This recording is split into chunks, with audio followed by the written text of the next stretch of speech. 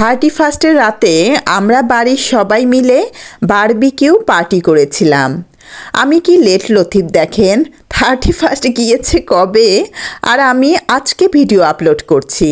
রাত 4টা পর্যন্ত আমরা কি মজা করেছি সেটাই থাকছে এই ভিডিওতে, তো চলেন দেখতে থাকেন।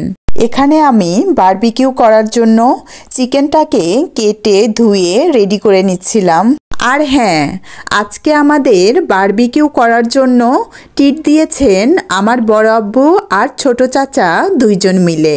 বারবিকিউর জন্য যদি চিকেনটাকে প্রপারলি মেরিনেট করা যায় তাহলে এই চিকেন বারবিকিউটা খেতে বেশি মজা লাগে। রাত 10টার দিক থেকে আমরা কয়লায় আগুন ধরানো শুরু করি। অনেক শীত হওয়ার কারণে আমাদের অনেক সময় লেগে গিয়েছিল কয়লা ধরাতে। আমাদের বারবিকিউ পার্টিটা আমরা ছাদে করেছিলাম। এই তো আমাদের চিকেন মেরিনেট করা, চুলা, কয়লা সব রেডি। এখন একে একে চিকেনগুলোকে পুড়িয়ে নিব। আসলে সবাই মিলে যে কোনো প্রোগ্রামের মজাটাই আলাদা।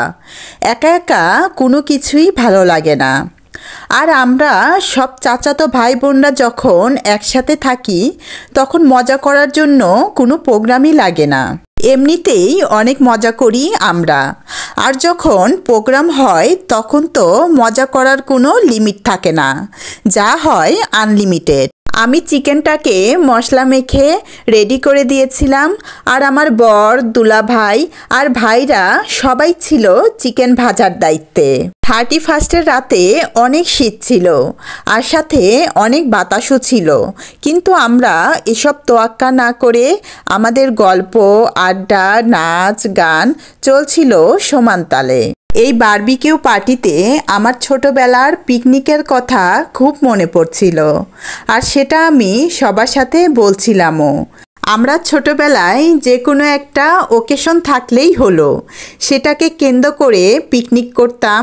সেটা পয়লা বৈশাখ বলেন বা 31 ফাল্গুন, আবার রোজার দিনেও সবাই একসাথে ইফতার, সেহেরির আয়োজনও করতাম। একদিকে ছেলেরা চিকেন ভাজছিল আর অন্যদিকে আমরা বোনরা, ফুপু আর নতুন ভাবি মিলে মিউজিক বাজিয়ে এনজয় করছিলাম। কি যে আরাম পাইছি আমরা দেখেন। আমাদের চিকেন ভাজাভাজির কোনো ঝামেলা করতে হয়নি বিধায় আমরা অনেক মজা করতে পেরেছিলাম। এর জন্য ছেলেদের থ্যাংক ইউ। ঘড়ির কাঁটায় যখন আর 5 মিনিট বাকি আছে নতুন বছর 2025 আসতে, তখন আমরা দৌড়ে গেলাম কেক আনতে। আমরা ঠিক 12টার দিকে কেক কেটে নতুন বছরকে ওয়েলকাম জানিয়েছিলাম।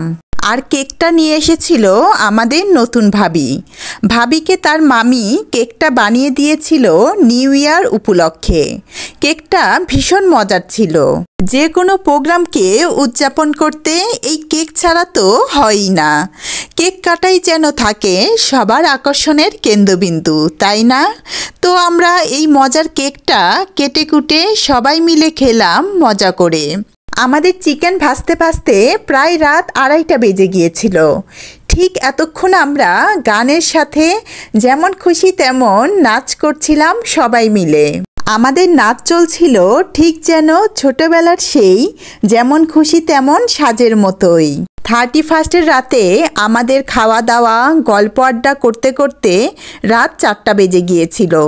তো আজকের মতো সবার কাছ থেকে এখানেই বিদায় নিচ্ছি। সবাই ভালো থাকবেন। আসসালামু আলাইকুম।